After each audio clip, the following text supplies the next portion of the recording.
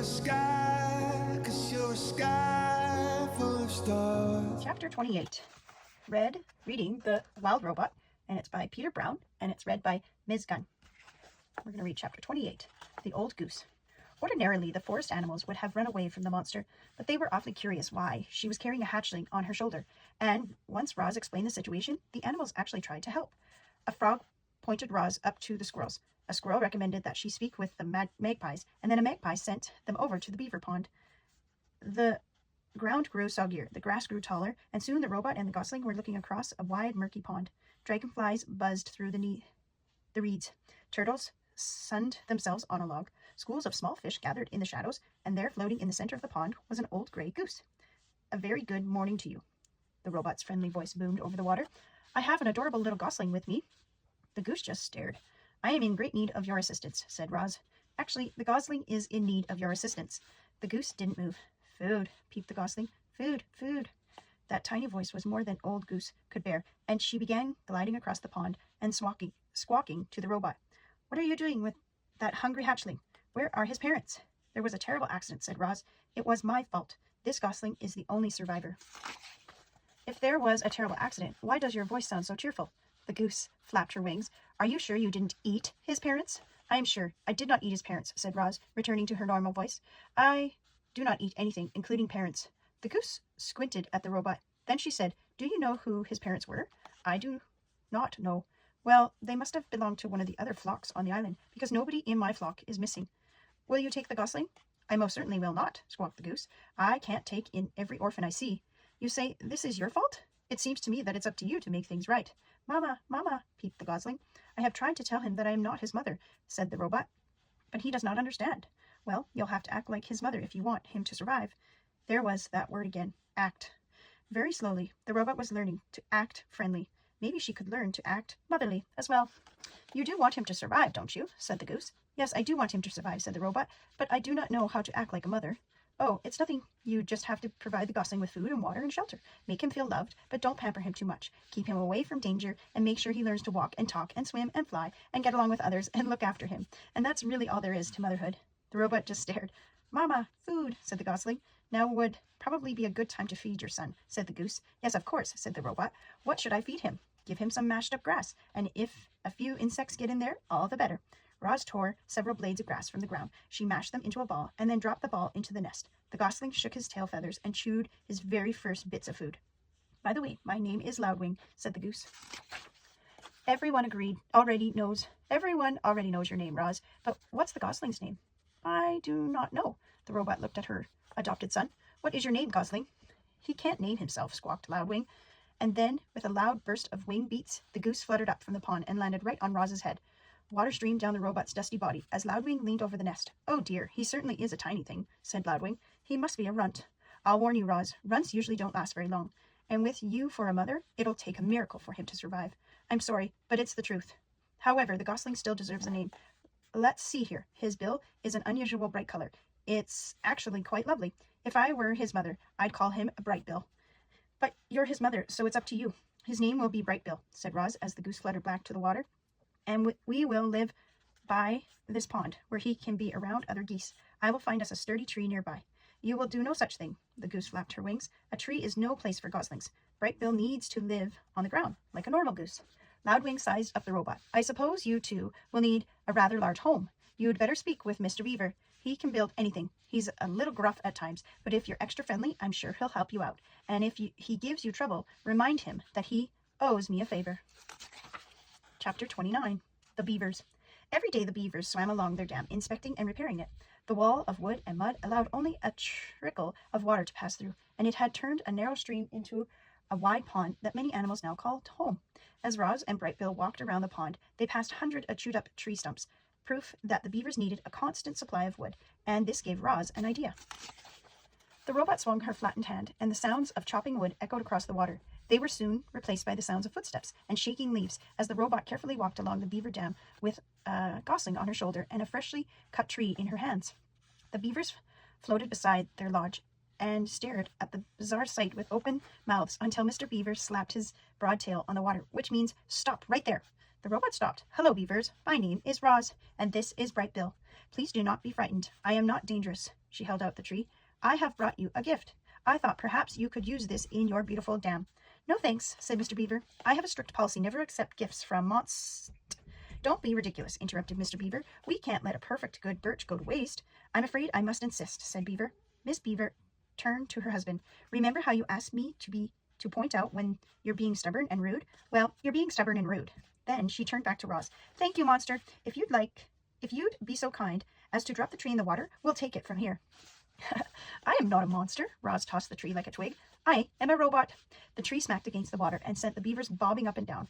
Just then, Bright Bill started peeping. Mama, hungry. So Roz dropped a ball of grass into the nest. The gosling thinks you're his mother? Came a quiet voice. It was Paddler, Mr. and Mrs. Beaver's son. His real mother is dead, said Roz, so I have adopted him. There was a brief silence. Then Paddler looked up at Roz and said, You're a very good robot to take care of Bright Bill. Mr. Beaver sighed. Yes, that's very good of you, Roz. But I don't understand why any of this has to do with us. My son and I need a home, said Loudwing. Loudwing said you would help us build one. Of course he did, Mr. Beaver muttered to himself. Loudwing gets me out of one lousy jam, and I spent the rest of my days doing her favors. Mrs. Beaver glared at her husband. Sorry, he said, realizing he was being stubborn and rude again. Stay right there, Roz. We need to have a family meeting. The three beavers slipped under the water, and a moment later their muffled voices could be heard inside the lodge.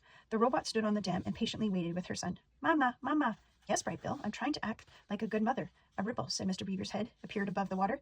If you bring us 4 more trees, good healthy ones, maybe I'll have time to help you and the gosling.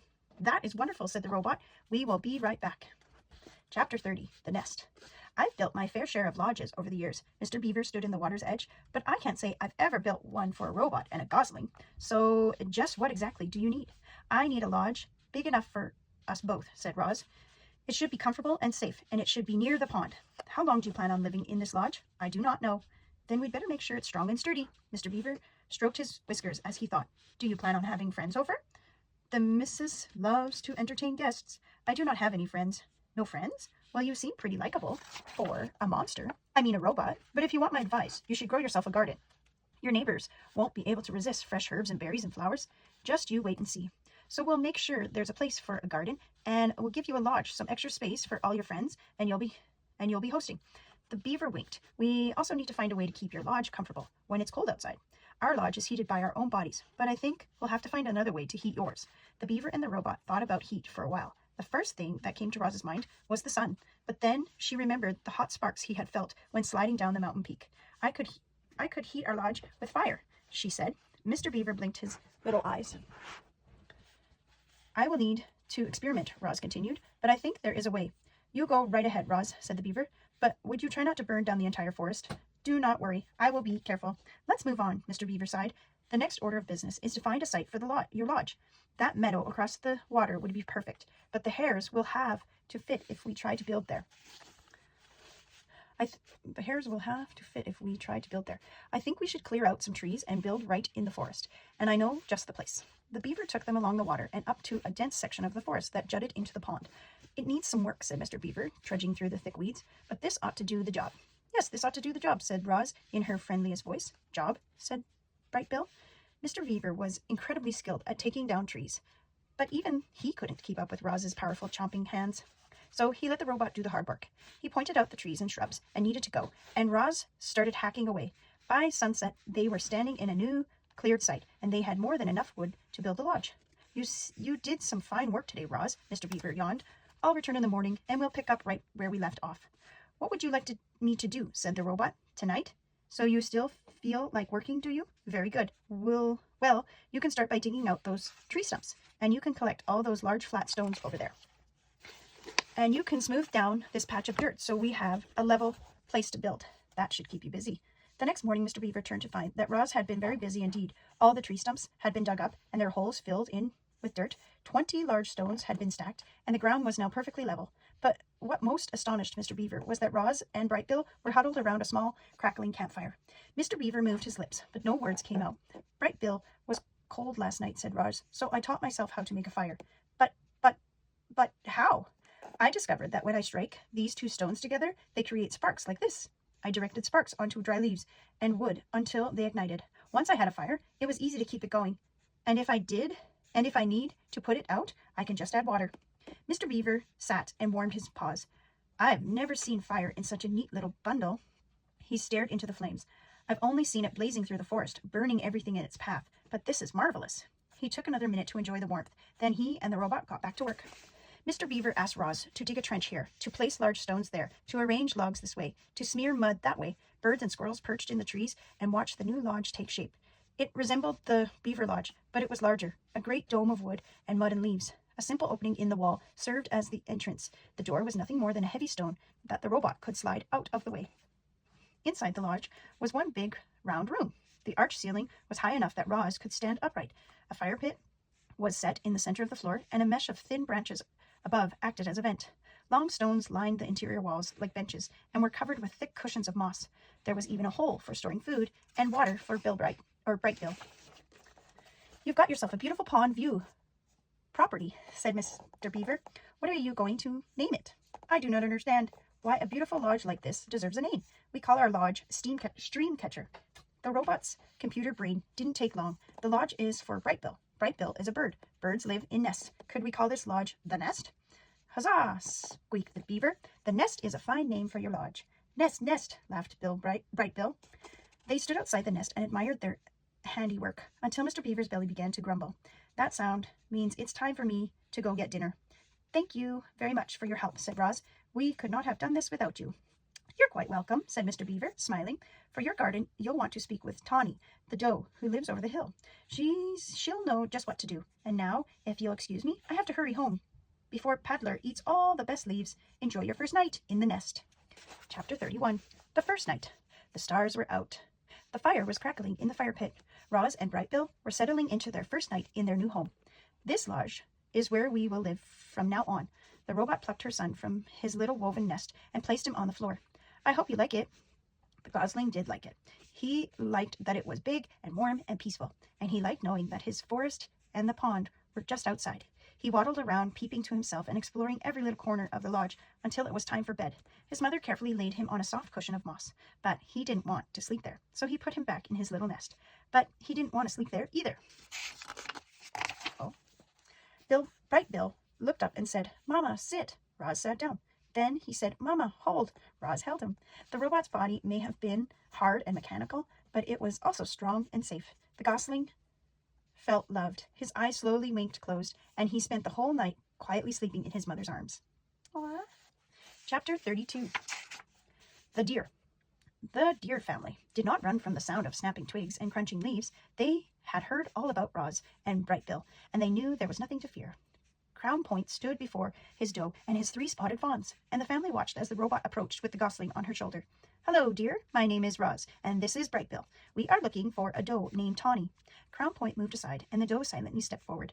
Mr. Beaver helped us build a lodge, said Roz, and he thought you might help us grow a garden. Mr. Beaver helped you, said Tawny's gentle voice. You must have done something for the beavers. I brought them freshly cut trees, said Roz. Tawny looked at Crown Point, and the buck slowly nodded. I will help you grow a garden, said the doe to the robot, if you will let my family eat from it. The robot nodded in agreement, and then she quietly led Tawny back to the nest. Chapter 33. The Garden.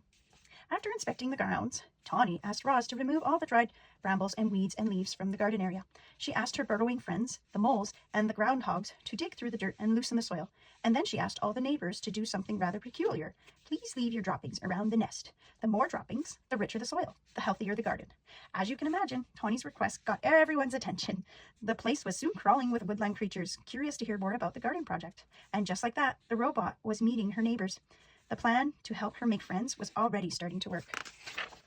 There was a festive feeling around the nest that day. Animals were coming and going and chatting and laughing. After some pleasant conversation, each neighbor would choose their spot, leave their droppings, and be on their way, and always with a smile. We're happy to help, said 2 smiling weasels after finishing up their business.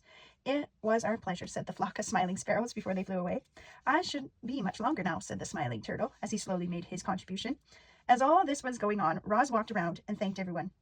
I am not capable of defecating, she explained, so your droppings are most appreciated. Once the grounds were fertilized, it was time for the plants.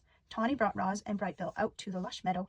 The robot sank her fingers into the ground and felt the spongy layer of roots below the grass. Slowly, carefully, she rolled up wide strips of sod, exposing the dark, wormy soil. She carried the rolls back to the nest and spread them out to make a patchy lawn. Then she transplanted clumps of wildflowers and clovers and berries and shrubs and herbs until the nest was surrounded by a scraggly collection of plants. It's not much to look at now, said Tawny, but the grass will grow into these gaps, and the flowers and bushes should perk up in a few days. I'll return soon to make sure it's all taking root. Before long, this will be a lovely wild garden. Oh, that was very nice of Tawny. All right, we will read chapter 34, The Mother, next time we get together. Bye, guys.